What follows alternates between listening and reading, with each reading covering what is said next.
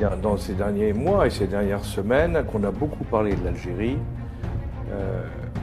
les Français, puisque nous avons eu le président de la République qui a fait une visite en Algérie, mais après, on a eu la première ministre qui a été en Algérie avec un bon nombre de ministres pour améliorer les relations, accessoirement pour voir le problème du gaz, parce que l'Algérie est un gros fournisseur, comme vous savez. L'Algérie aussi, sur le plan, de la défense, l'Algérie a participé à un exercice militaire qui s'appelle Vostok 22 et dans laquelle ont participé les Russes, ce qui est très intéressant, avec 50 000 hommes militaires, 50 000 militaires et du matériel hyper sophistiqué, contrairement à l'Ukraine où ils emploient du vieux matériel. Il y avait les Chinois qui ont fait la même chose, les Indiens, ce qui est très intéressant. Parce que les Indiens, on nous a fait croire, on a voulu croire que les Indiens étaient du côté occidental. Or, le fait qu'ils participent à une manœuvre militaire commune avec les Russes et les Chinois montre bien quel est leur camp. En réalité, ils ne veulent pas être liés au monde occidental et ils le craignent. Preuve, on en a les démonstrations. Il y avait l'Inde, il y avait la Chine, il y avait la Russie, bien entendu, comme je viens de le dire. L'Algérie a participé également. Alors, bien sûr, il y avait à côté d'autres pays comme la Corée du Nord, bien sûr. Moi, c'est pas ça qui est important. Ce qui est intéressant, c'est l'Algérie. Parce que le fait que l'Algérie participe montre d'une part que l'Algérie se positionne dans le cadre des fameux BRICS. Je vous rappelle, les BRICS, c'est le groupe des pays où il y a le Brésil, la Russie, l'Inde, la Chine et l'Afrique du Sud, et qui va s'étendre bientôt à l'Indonésie, à l'Arabie Saoudite, semble-t-il, et à l'Argentine. Donc, il s'est mis dans ce groupe-là, et ça veut donc dire qu'il a fait un choix qui n'est pas occidental. J'ai demandé à monsieur Majed Némé, qui est directeur de la rédaction de la revue Afrique-Asie, mais qui vit depuis 45 ans en France et qui est surtout, pour moi en tout cas, un connaisseur exceptionnel du Maghreb, du monde arabe en général, mais du Maghreb en particulier. Donc j'ai souhaité dialoguer avec lui pour justement pouvoir expliquer, comprendre, vous montrer une vision de l'Algérie qui n'est pas uniquement une vision des colonialistes ou des anticolonialistes, mais pour aller beaucoup plus loin. Parce que c'est un pays très important qui joue un rôle essentiel aujourd'hui. L'Algérie est une puissance très importante à tout point de vue diplomatique, économique, militaire.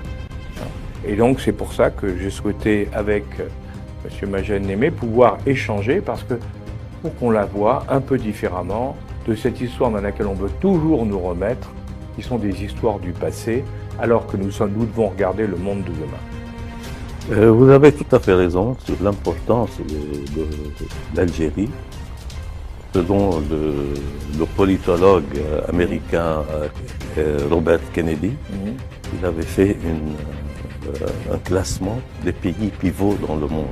L'Algérie en fait partie. C'est-à-dire que c'est quoi un pays pivot? C'est un pays, s'il chute, ils reprennent avec lui. C'est la théorie du domino, quoi. Oui. C'est un pays central. Absolument. Pour la stabilité de la Méditerranée, de l'Afrique et de l'Europe. Ça, il ne faut pas l'oublier. Vous connaissez l'hymne algérien? Alors le refrain clame que l'Algérie vivra et répète « Soyez-en témoins, soyez-en témoins ». Témoin de quoi? La réponse est dans le couplet. Ô France, le temps des palabres est révolu. Nous l'avons clos comme on ferme un livre. Ô France, voici venu le jour où il te faut rendre des comptes. Prépare-toi.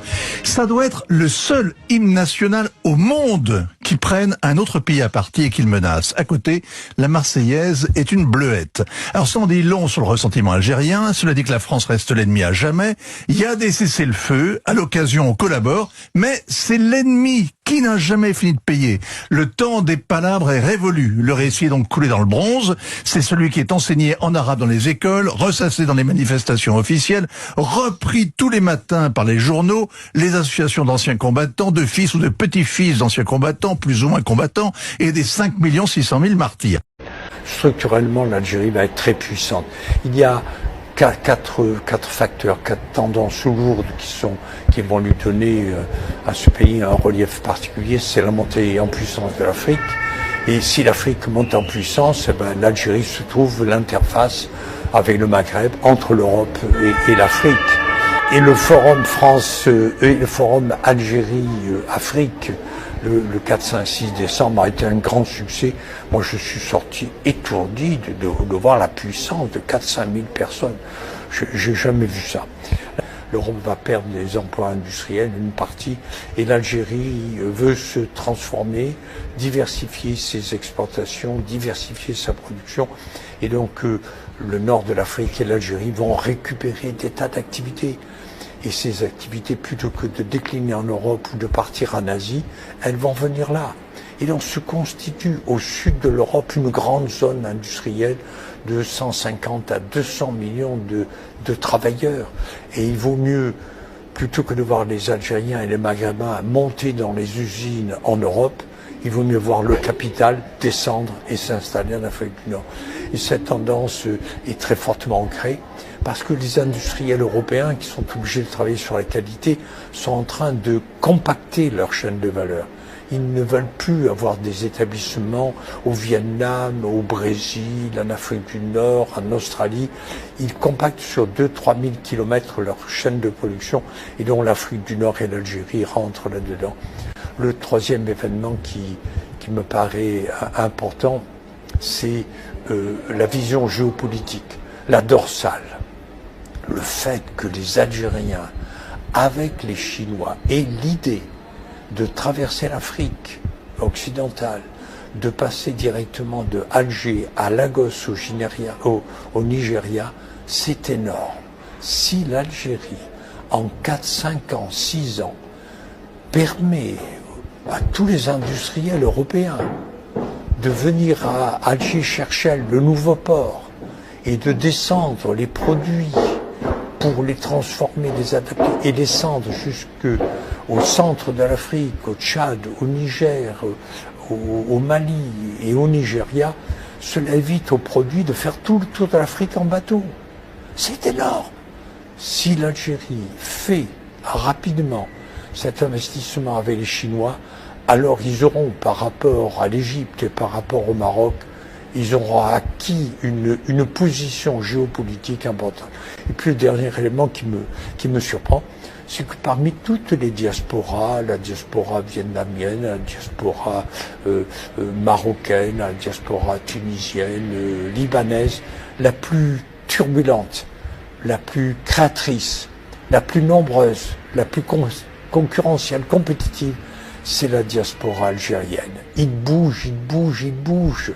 Et surtout, c'est la diaspora qui vient de la Silicon Valley. Voilà. Il y a là-bas 200 à 300 Algériens qui ont fait fortune, qui sont très forts, qui sont dans les nouvelles technologies, qui sont dans les robots numériques, qui sont dans les big data, qui sont dans la modernité. Si cette diaspora algérienne vient en Algérie, qu'on leur offre des technopoles à diriger, c'est un gain de temps et un accroissement dans la modernité assez extraordinaire.